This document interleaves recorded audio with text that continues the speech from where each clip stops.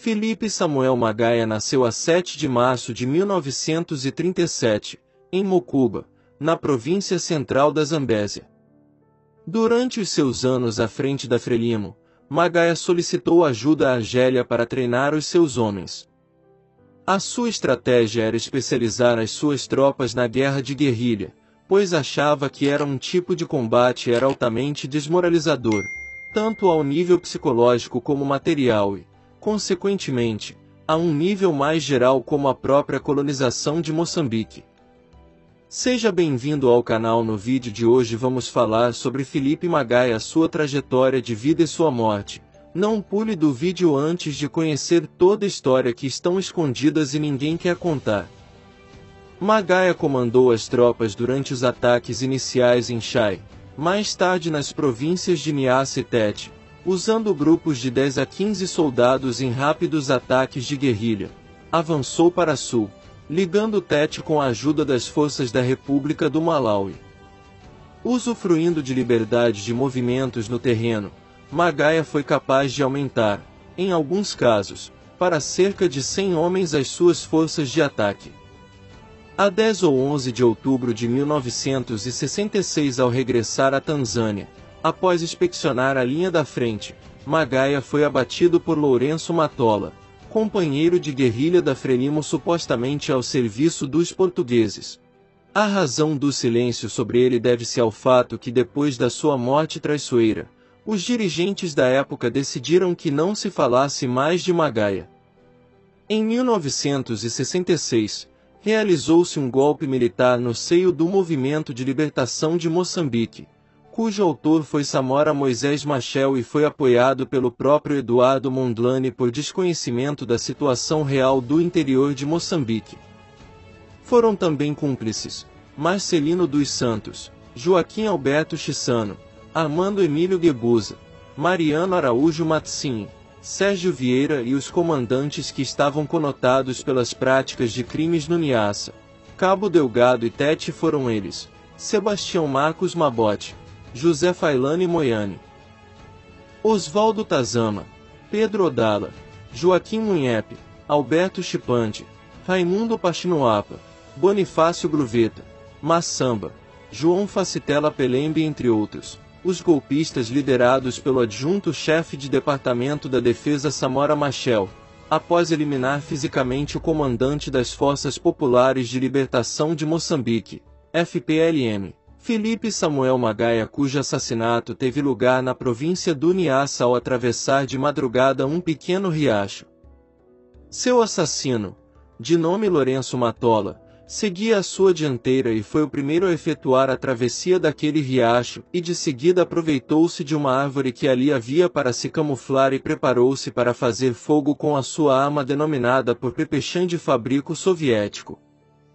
Felipe Magaia, que vinha um pouco atrás do assassino, com lanterna na mão a tentar ajudar outros companheiros que também atravessavam o tal riacho sem ninguém se aperceber que na outra margem estava o traidor anteriormente aliciado e infiltrado por Samora Machel. Foi então que o Lourenço Matola, ao ver o Magaia aproximar-se dele, não hesitou em imprimir o gatilho da sua arma e disparar uma rajada de metralhadora que atingiu Felipe Samuel Magaia na zona do abdômen, propriamente no umbigo. Felipe Samuel Magaia não morreu naquele local, tendo sido posteriormente transportado de maca e resistiu até a fronteira de Moçambique com o Tanganica, sendo levado para o hospital da província de Sunguia, onde chegou sem vida. O que chamou a atenção a todos foi quando Felipe Magaia morreu.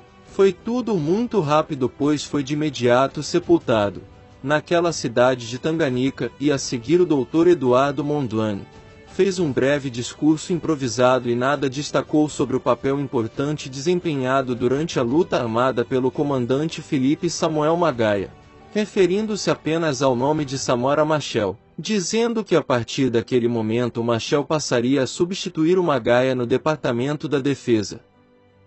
Enquanto Joaquim Alberto Chissano era nomeado chefe da segurança da Frelimo, e a cerimônia terminou com o empossamento desses dois, ambos seus conterrâneos, não seguindo os trâmites legais porque Eduardo Mondlane teria que se reunir com seu vice-presidente, o reverendo Uria Timóteo Simango e mais tarde com o Comitê Central para a consulta e apresentação do nome do novo chefe da defesa, mas nada disso aconteceu.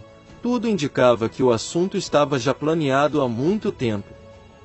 O Samora Machel saiu dali e começou a namoriscar com a Josina Mutemba, viúva namorada do já falecido Felipe Samuel Magaia, que em pouco tempo ficou grávida de Samora. Após a morte de Felipe Magaia, abriram-se as portas para o inferno. Os assassinatos no seio da organização iniciaram-se massivamente. Quando morreu Eduardo Mondlane, Samora usa este pretexto para acusar e incriminar outros membros, inclusive o vice-presidente da Frelimo. A primeira vítima foi adjunto-chefe de DSD, Raul Casal Ribeiro, que se encontrava a repousar em casa de uma amiga no norte da Tanganica. Magaia nunca queria que a sede da Frelimo estivesse em Dar es Salaam, no Tanganica. Queria que a sede estivesse no interior depois de se libertar uma vasta região no norte de Moçambique. Lá entrou em choque com Mondlane. Felipe Magaia tinha sido um alferes no exército português, coisa que estes senhores não dizem. Era um soldado regular para além de se ter treinado na guerrilha na Argélia. Para Magaia, cada indivíduo era ouro e também não obrigava ninguém a estar na Frelimo, se uma pessoa não quisesse. Com Machel depois era crime punido por pena capital sair ou fugir da Frelimo. Magaia passava o tempo inteiro quase sempre no interior com os seus homens. Participava nos combates e engajava-se mesmo em tiroteios com a marinha portuguesa no Lago Niassa. Ele estando na água. Ele queria que Machel estivesse no interior com ele, mas Machel era muito medroso e cobarde, sempre a falar da doença dele da coluna. Alegava ter caído durante treinos de guerrilha na Argélia e se ter danificado na coluna, e o dia quando Machel se retirou de uma emboscada para atacar soldados da tropa portuguesa. Então Magaia zangou-se com ele. E quando se encontraram, ele não foi capaz de conter a sua fúria. Administrou porradas no Machel, que fisicamente não podia enfrentar o Magaia. Aquilo foi o que precipitou o plano para acabar com ele, visto que Magaia tinha se tornado tão forte na Frelimo que toda a gente só falava. Até Mondlane o temia, visto que os tanzanianos reconheciam a sua bravura e gostavam muito de ele e o chamavam em Swahili Bwana Vita. Para dizer senhor de guerra, a última vez antes de ir para o Niassa, haviam pessoas que sabiam do plano para matá-lo. Manuel Lisboa Tristão, na época representante da Frelimo em Songia, no sul da Tanzânia, que depois foi o primeiro a receber a mensagem anunciando a morte do Magaia. Este teria dito a Magaia para não ir ao interior, e que havia um plano para o matar. E ele respondeu dizendo: um plano para me matar não me fará não ir para o interior. Depois de ele ter atravessado um riacho na madrugada dia 16 de outubro, que se dirigia para atacar uma posição portuguesa com uma lâmpada na mão, do outro lado iluminou para os outros atravessarem o riacho. Foi então que os seus colegas, muitos na água, ouviram tiros e alguns caíram e aplacaram-se na água, pensando que se tratava de uma emboscada de ataque por soldados portugueses. As suas últimas palavras foram: camaradas, estou a morrer, mas a luta deve continuar. O assassino, que tinha lançado a sua arma para a palha depois de dispará-la contra Magaia, foi encontrado sem a sua arma depois da inspeção para descobrir quem tinha disparado contra o Magaia. Os seus colegas tinham o sentenciado à morte, decidindo fuzilá-lo no sítio onde ele abateu o Magaia. Mas alguns opuseram-se à decisão, dizendo que ele devia ser entregue aos tanzanianos para investigações. Os tanzanianos guardaram-no na prisão da segurança máxima de Mnazi Moja em Dar es Salaam durante 5 anos, depois dos quais o libertaram sem explicar nem divulgar o resultado das suas investigações. Por aquele tempo Lourenço Matola tinha adquirido uma careca com resultado de torturas e estava quase mudo e enlouquecido. Aqueles que o tinham usado para cometer o acto hediondo não o queriam mais na Frelimo.